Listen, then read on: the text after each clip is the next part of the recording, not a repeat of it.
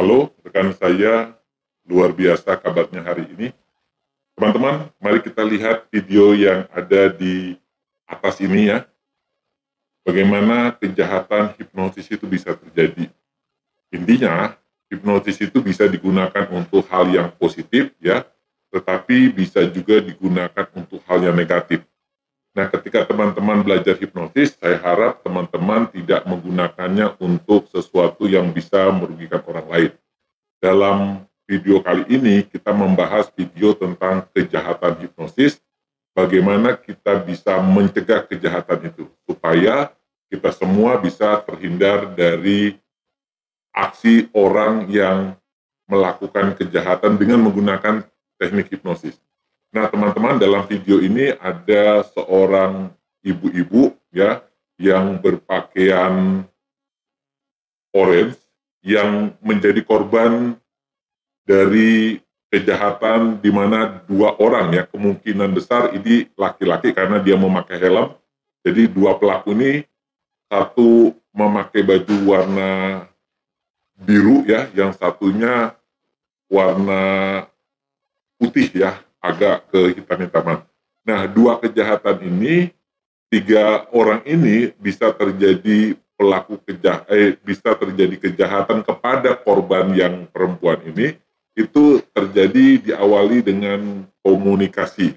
Jadi kalau teman-teman bisa melihat video ini, seolah-olah ya si komunikasinya hanya dengan menggunakan sentuhan sebentar, beberapa detik kemudian korbannya langsung mengalami pusing ya, kita lihat, lalu pingsan, dan disitulah dilakukan berupa kejahatan yang mungkin tadi itu kalungnya diambil.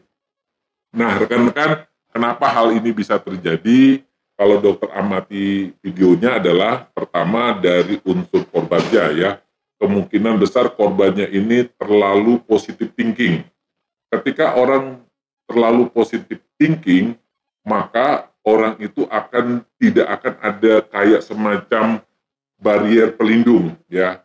Karena ketika dua orang yang memakai helm ini punya niat untuk melakukan kejahatan hipnosis, ya kita anggap dua orang ini memang punya niat. Tentu ketika dia punya niat, dia akan memakai teknik hipnosis dengan mencari sesuatu atau identitas daripada korban yang dihipnotis. Mungkin suaminya, nama suaminya kerja di mana, keluarganya, ya. Kemudian dua orang pelaku ini pura-pura mencari seseorang yang ada di rumah tersebut atau di tetangganya. Kemudian karena si perempuan ini tidak memiliki pikiran negatif, dia selalu berpikir positif. Ketika misalnya lah si pelaku ini menanyakan, "Ibu, istri dari suami ini ya?" Kemudian, "Saya teman suaminya ibu," gitu ya.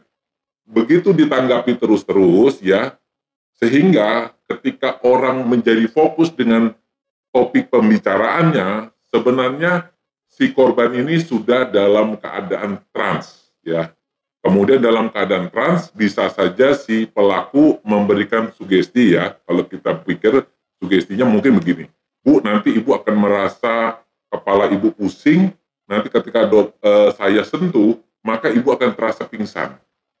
Nah, kalimat sugesti itu diulang-ulang sehingga ketika si korban tidak sadar bahwa dirinya dihipnotis, maka si pelaku dengan mengucapkan kalimat, "Nah, ibu sekarang pusing ya, saya sentuh." Nah, otomatis karena sugestinya udah masuk, sentuhan itu bisa membuat si korban pingsan. Nah, akhirnya si pelaku melakukan kejahatannya. Jadi, kejahatan itu terjadi bukan sekejap tiba-tiba si pelaku memakai teknik hipnosis dengan sentuhan korban langsung pingsan. Biasanya ada proses percakapan di mana proses percakapan ini bisa membuat si korban itu tidak merasa dia dihipnosis, kemudian si pelaku pura-pura baik ya, sehingga lengahlah si korbannya. Kemudian diberikan sugesti. Nah, yang kita lihat di video ini adalah proses sugestinya dengan memberikan sentuhan dan si korban pingsan, ya. Jadi untuk mencegah kejahatan hipnosis, kita memang boleh berpikir positif, sangat boleh, dan itu bagus. Tetapi kita juga harus berpikir negatif supaya kita menjadi lebih waspada, kita terhindar dari kejahatan hipnosis.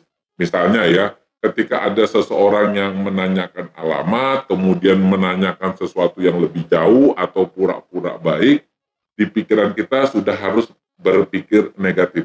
Apa maksud daripada orang ini? Ya, apa maksudnya dia menanyakan suami saya? Apa maksudnya dia dalam keadaan bercurhat, susah atau apa gitu ya? Karena ketika kita mulai berpikir negatif, sebenarnya di pikiran kita itu akan muncul istilahnya critical area penyaring apakah orang yang di depan kita ini adalah orang yang bisa kita percaya atau tidak. Itu adalah satu-satunya cara supaya kita terhindar dari kejahatan hipnotis. Oke, nanti kalau ada topik yang lain yang berkenaan dengan hipnotis, hipnoterapi, nanti kita bahas di video-video berikutnya. Jadi, pesan dokter buat teman-teman tetap semangat dan berhati-hati.